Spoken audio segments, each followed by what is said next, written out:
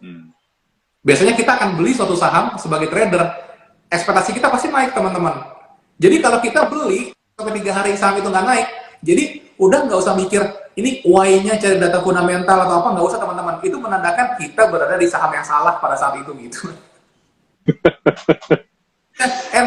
dan, dan biasanya yang seperti itu justru memberikan peluang keluar tercepat dan terbaik sebenarnya. Sebelum dia turun minus 40%, minus 60%, minus 70% ya. Oke. Di Hmm. 1 minggu tepat hari Jumat juga, kalau aku nggak salah ingat, sempat ngomongin juga live di Clubhouse gitu ya sama sama Rio. Saat itu kita bercandaan Arto ya, Arto bisa bisa turun sampai 3.500. Mungkin kamu punya view, Bram.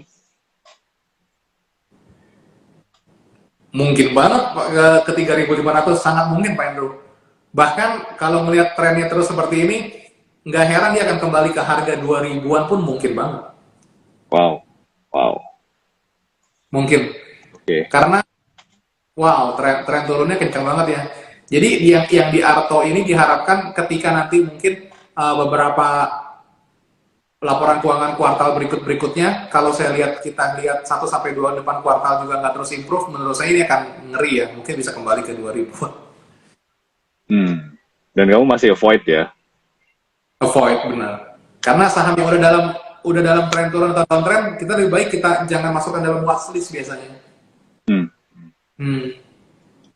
Oke, menarik. Nah, yang tadi kamu coba jelasin gitu ya, ada titik kunci gitu ya, atau key level. eh, Mungkin bisa cerita di sini cara untuk kamu apa ya mengadopsi pemahaman itu atau knowledge itu gitu ya.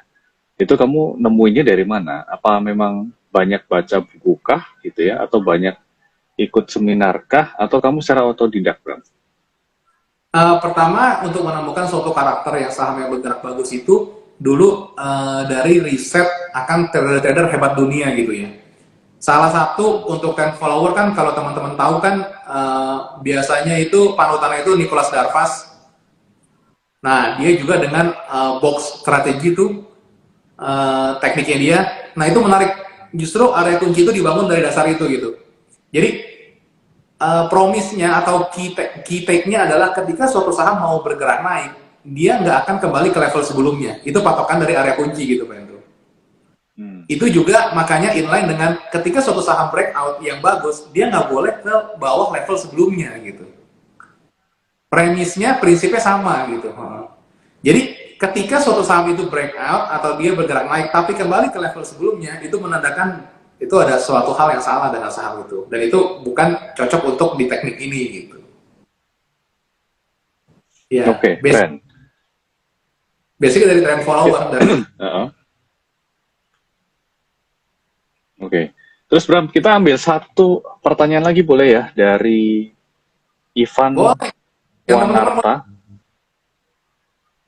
Nah, di sini yang ditanya kondisi sekarang selama tren bagus dan gerak naik-naik area kunci tetap bisa trading kan kok? Gimana nih? Bisa, justru suatu saham yang terus bergerak naik area kunci, justru di situ yang akan yang justru kalau bisa teman-teman tradingnya di saham itu aja sebenarnya. Teman-teman bayangin nggak waktu di tahun sekitar 2001 sampai akhir di tahun 2021 ya. Itu saham Arto bergerak dari sekitar di grafik ini dari sekitar 2.800 bisa sampai 16.000 17.000. Sebenarnya kalau kita menemukan saham uptrend 1 sampai 3 saham aja, kita fokus di situ aja. Biasanya itu sebenarnya udah mengalahkan return dari semuanya sih Pak Andrew, pengalaman saya ya. Hmm, oke. Iya, jadi kita nggak usah benar-benar banyak-banyak watchlist, hanya kita menemukan 1 sampai 3 saham yang benar-benar trennya naiknya kuat, and there is the key to make money sebenarnya. Oke. Iya, Terus di karena dalam. South, sorry, di South sama sama Grace itu contohnya yang lagi diomongin, apakah Esa masuk itu? Karya, saya lihat ESA,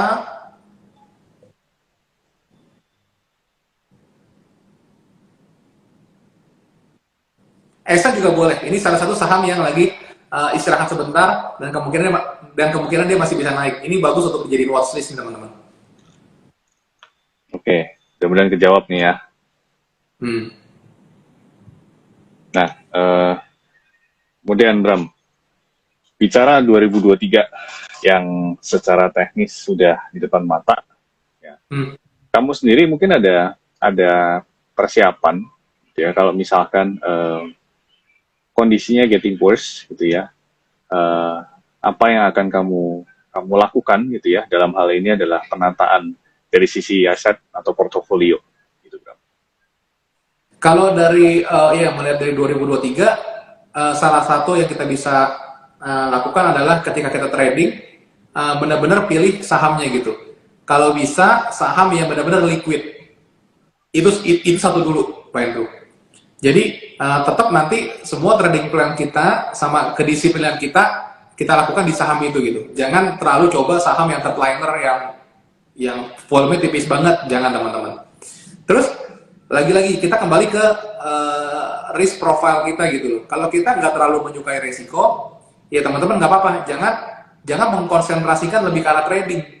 Misalnya trading hanya 30% mungkin dari dana teman-teman atau dari portofolio atau hanya 40%, which is sebenarnya is okay gitu. Jadi sesuaikan lagi dengan karakter kita gitu. Kita yang lebih suka nggak menyukai risiko, atau kita lebih risk taker, atau kita yang lebih moderat, semua kembali ke teman-teman sih. Oke, thank you Bram. Kemudian terakhir deh, ini kita ambil yang dibicarakan tadi kan ada buku Nicholas Darvas. Terus ada yang nanya nih, Adit, itu yang judulnya apa? Kalau nggak salah tuh yang ini ya, bentar ya. Yang tentang dia ngulas Darvas Box itu kan ya Bram ya?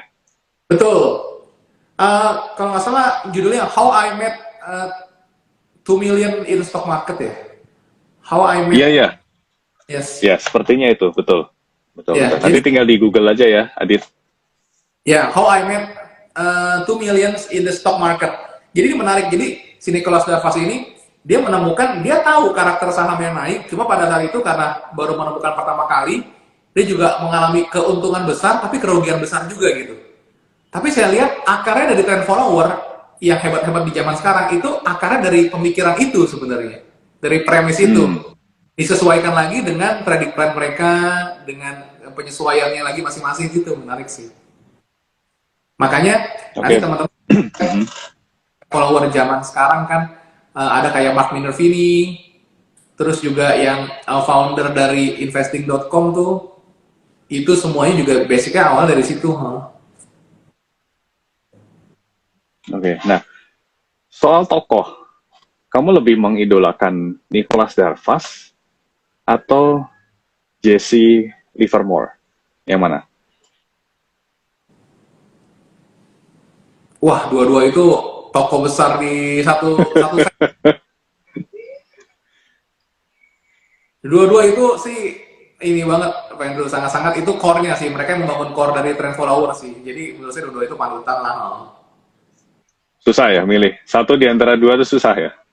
Susah karena itu ilmu Bruce Lee-nya dari mereka tuh, memang ilmu dasarnya dari mereka. Hmm. Jadi itu juga mereka-mereka yang membentuk core untuk trading system yang kamu pakai sampai sekarang ini juga ya? Iya, sampai sekarang loh. Itu sebenarnya core-nya juga dari teman-teman tahu mungkin Ken Slim. Ken Slim tuh dari siapa nama orangnya, Ken Slim? Founder. Sebentar. William O'Neill, dengan dia memanfaatkan William O'Neill, ya. Ya, dia sampai punya tuh yang IBD, investor.com, ada jasa konsultan juga, tapi juga manage fund juga. Dia juga berdasarkan trend follower akarnya dari mereka itu.